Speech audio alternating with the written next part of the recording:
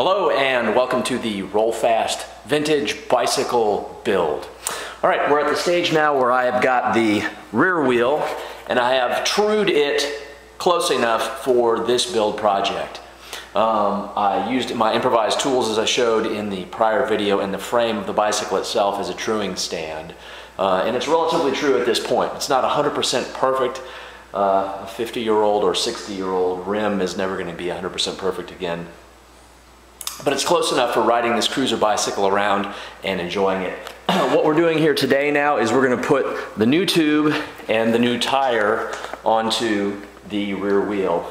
I've got a nifty black and white wall tire here, and the tread pattern is an old Goodyear bicycle tread pattern, which is really cool to look at, and it'll get noticed by people who know their stuff about vintage bicycles. You look right at home on this 1949 RollFast.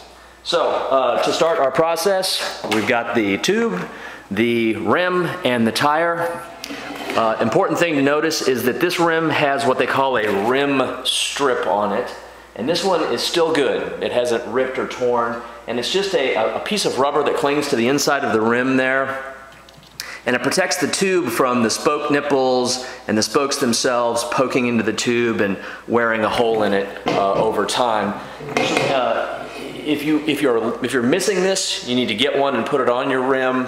If yours is in good shape, then you've got no problems. If you disassemble the wheel and put it back together like I did, I rebuilt the hub and I took all the spokes off this and cleaned the spokes and cleaned the rim and put it all back together and trued it, then when you're putting the rim strip on, be mindful that there's a hole in the rim strip and it matches up with a hole on the rim, and that is where the valve for your inner tube goes. Okay, I'm going to start putting the inner tube on it now, and then the tire as well.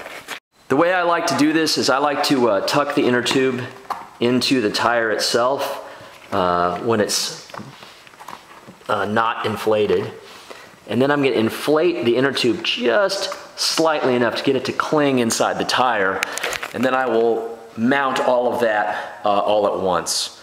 I'm going to go get my pump right now so I can show you this.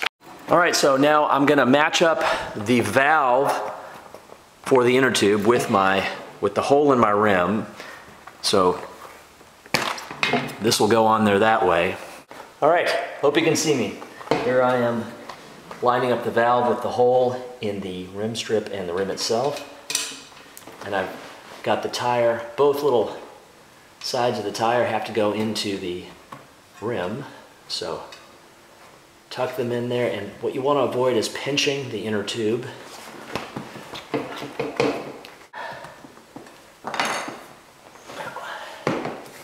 This isn't even quite loose, so I'm going to try to just muscle it in there. There we go. The tire irons, you see me trying to use them to help me get this tire on. Really, they're way more useful for getting a tire off, but they help a little in getting it on. So there we go. The tire and the tube are on. The rim strip is good. The wheel's been entirely disassembled, cleaned, trued. New bearings, completely rebuilt the rear drum brake, and I put in a new brake driver as well. So there's actually a lot of work that went into this rear wheel. Also, this rear wheel did not come with the bike. I had to track it down online in some chat boards about old bicycles and rebuilding them and people that like that. And I bought it for a set of wheels from another fellow with a new departure hub. And so here we have it, airing it up. Now this tire takes 40 psi, so it says on the side there. And I like these. This is a foot pump, even though I'm using my hand, but it has a gauge right on it, which is extremely convenient.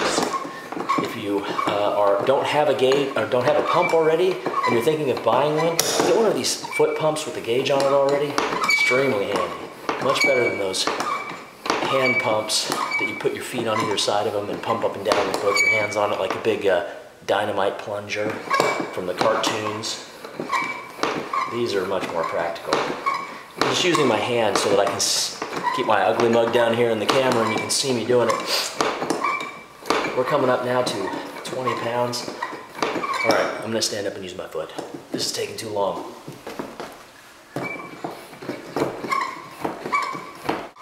All right, we're right at about 40 pounds on that. So we'll take the pump off, and this wheel is ready to go.